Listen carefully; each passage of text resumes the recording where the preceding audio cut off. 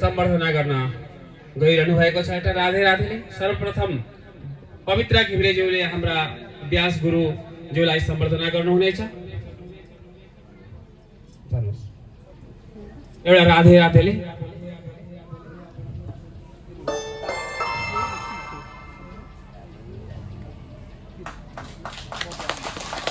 यस पश्चात उहाँले सम्बर्धना गर्दै हुनुहुन्छ हाम्रा उपव्यास द्रोण गुरुज्यूलाई।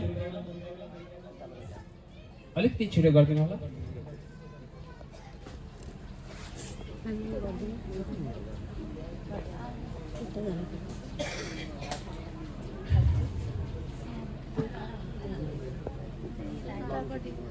यस पश्चात सम्बर्धना प्रदान गर्दैछ कल्याण दाहालज्यूलाई। उपव्यास हुनुहुन्छ उहाँ।